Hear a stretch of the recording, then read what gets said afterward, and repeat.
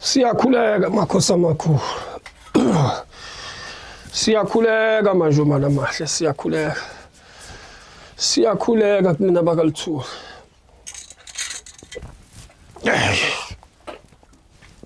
Siyakhuleka madoda, siyakhuleka makhosi amakhulu. Ngiyacela ke madlozi amahle amhlophe ngokukhulu ukuyithoba phambili kwenu. Ngiyacela ukuyithoba madoda amakhulu. Ngicela ke naba ke abantwana wena nibabona ngaphakathi kwesigodlo makhosi amakhulu. Cela ungishungisela nani. Ngiyacela makhosi amakhulu nibadedeleke. Ningaboni senibona imbane njengoba nganginibikelile nasekuqaleni namanje futhi ngisaphinde ngiyacela. Ngiyazi ukuthi anizwani nembani ngaphakathi kwesigodlo. Ngicela kodwa ukuvunyelwa yinina ke madoda amakhulu. Bazokhuluma nathi. Bazokhuluma nathi makhosi amakhulu kodwa ngemvumeni ke madlozi amahle amhlophe. Ngicela kuwena bagohlagoqane njengemamba bethulele yanalela ulinda ukugadla. Cela kuwena mfazi omdala masheshisa. Siyacela kona mabhula ngonyezi bethi ngiyosabhula sekumnyama. Cela kuwena dlula siyageza. Ngicela kuwena ngoqonguqa umhlaba yalingana. Ngiyacela ke kuwena mphathi wesizwe. Ngiyacela kuwena mphathi majele. Ngiyacela kunina nonke madoda. Nibavumele ke makhosi amakhulu bakwazi ukuxoxa nathi madlozi amahle amhlophe. Bangaphumi nabo sebegula madlozi amahle amhlophe. Ngiyacela makhosi amakhulu, ngiyacela inhlonhle enkulu. Angilutho mina makhosi amakhulu ngihamba phansi. Njengenyoka makhosi amakhulu, angilutho kunina. Ngicela nakuwena gogo. Nzala abantu, ngicela kuwena mnikazi wesigodlo. Ngiyacela madlozi amahle amhlophe nibavumeleke makhosi amakhulu. Angisenzeli ngokwami nami makhosi amakhulu. Konke nathi ngiyokucela kunina, akukho engiyozenzela kona. Ngiyacela ke. Ngiyacela abantu abadala, ngiyacela. Ningezi ngolaka, ngiyacela madlozi amahle amhlophe. Ngiyacela makhosi amakhulu, bayacela ukukhuluma nathi. Bayacela ke madlozi amahle amhlophe. Ngiyazehlisa ke phambili kwenu makhosi amakhulu. Ningaqumbike niqalekise madlozi amahle amhlophe. Akukho engizenzela khona. Bengiyeke nganibikela. Naso sukwini la izolo uthi bazofika namhlanje bezokhuluma nami. Cela nibavumeleke makhosi amakhulu kube kuhle kube mhlophe. Labo lebehamba khona nibakhanyisela izinto zabo. Ngiyacela ke bantu abadala, ngiyacela makhosi amakhulu. Akhosini makhosi amakhulu. Ndlondle enkulu makhosi amakhulu. Siyabonga mdiki imdawo Nkosi enkulu. Makhosi amakhulu siyabonga ukuthi nibagcine befikile. Siyabonga indleleni zonke besazophuma behambe. Niphinde nihambe nabo siyobonga ke manje enze njalo ngiyazani kaze ningiphoxe makhosi amakhulu. Dlozi linamandla. Ay. Sengawenza umsebenzi wenu. Basivumela konke.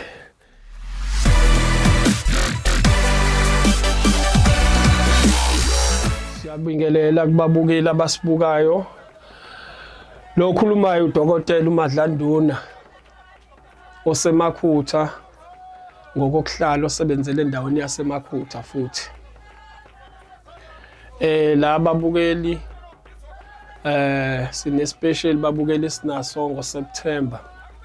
Inyanga kaSeptember nje mayiqala zithi mhla ka1 zithi mhla ka1 siyaphela ngoSeptember mawuphela. Sifuna la babukela abantu abazogezwa Sifuna ababukeli abantu abazolahlwa. Sifuna abantu abazoqiniswa. Sifuna abantu labazovulela izinhlanhla zabo. Sifuna abantu lababukela bangayazi imvelaphi yabo. Abanye kuyenzeka uthola ukuthi bakhulele mhlambe kwezinye izibongo umuntu akazi ukuthi uzalo ubani wakabani. Sifuna abantu abanjalo esizobachazela ukuthi wena imvelaphi yakho ikuphi, uzosizwa yini futhi. Kukhona okuyenzeka ukuthi omunye uzalelwe ekhaya akazalelwanga mhlambe emshadweni. Sifuna abantu abanjalo esizobatshela ukuthi wena kahle kahle into yakho ibanjwe yini kufanele ikusize. Sifuna abantu esizobatshela kuyenzeka uthola ukuthi isibongo sikusebenzelayo wena akusona esasemshadweni. Abantu abangene noma wayo emshadweni uthola ukuthi omunye ukhulele kuleso sibongo akazi abamtshela abazali bakhe. Sifuna abantu abanjalo la sisobachazela ukuthi wena into eyinkinga right siyavuma ukhulele kulesiya sibongo kodwa wena usiye wakulesibongo okhulele kusona. Isibongo sakho wena ongabe uyasibiza nasi isibongo sakho ubona izinto zakho ivalekile. Sifuna futhi abantu lababukeli okuyibona othola ukuthi baxabana nabantu bengenze lutho.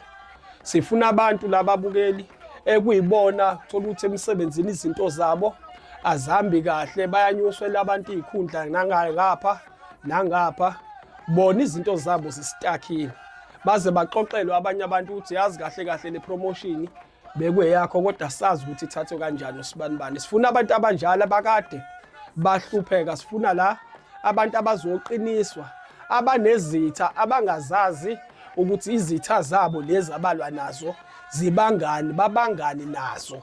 Sifuna abantu abanjalo lababukeli esisobenzela iqiniso bahambe baphinde bazosibonga uma sebebuyele emakhaya.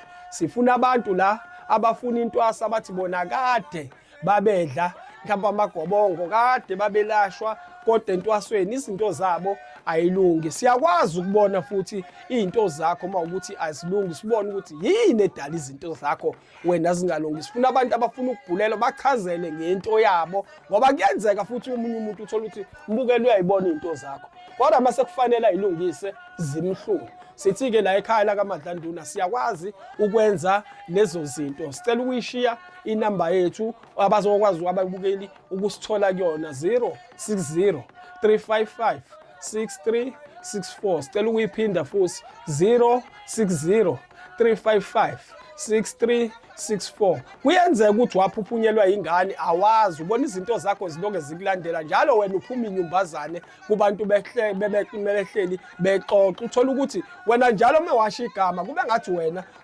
wrong kodwa ungekho wrong. Sifuna abantu abanjalo la bathi bayahamba bafuna imisebenzi abaqashwa aqasha abantu abahamba nabo. Sifuna abantu abanjalo sizobageza thina bakwazi ukuthi bathole umsebenzi ngoba sikholela ukuthi abakwazi ababukele emakhaya ukuhlupheka kodwa bekhona abalaphi bendabuko.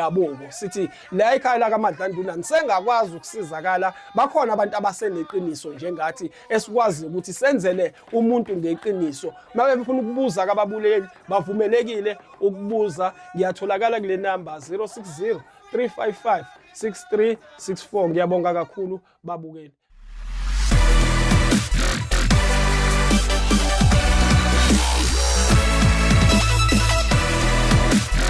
Siyakwazi ke babukeli ukuthi la ekhaya silungise umsamo wakho uqonde uzwe wena mukhuluma nempepho ngoba kuyenzeka ukuthi izinto zakho azilungi nje izinto zoniwe empephweni. Thola ukuthi wena uyakhuluma nabantu abadala bakuzwa nje.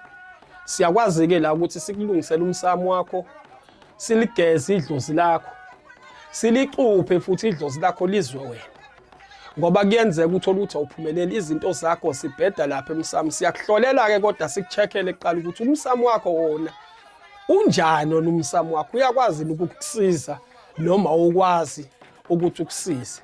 Siyakwazi uqinisa igceke lababukeli uthola ukuthi igceke lakho ngolimi olula nje bathi ukubethela silicuphe igceke lakho ukuthi nabathakathi abadlalela kulona uma befika ebusuku bezoganga wena ulele noma uhambile usemsebenzini kube khona iy'khonkwane esiy'fake phansi ekuyizona ey'zokwazi ukuthi zivuke zibe abantu abaphilayo noma zivuke zibe zikwazi ukukulekelela egcekeni. Ngisho ungekho kube ngathi khona abantu abakhona kodwa egcekeni lakho zikugadele lento bebethi bayithumela noma iy'lwane zikwazi ukuthi yiphindele emuva kubona. Lokho suke sekubiza ngokuthi sesikuquphele igceke lakho-ke lapho babukela. Izona izinto esikwazi kahle ukuzenza. Nokunye kukhona bangabuza ababukeli kule namba engiyishilo 060 355 6364 060 355 6364. Siyabonga kakhulu babukeli bami emakhaya. Thokozani bogogo, thokozani bomkhulu. Siyabonga kakhulu.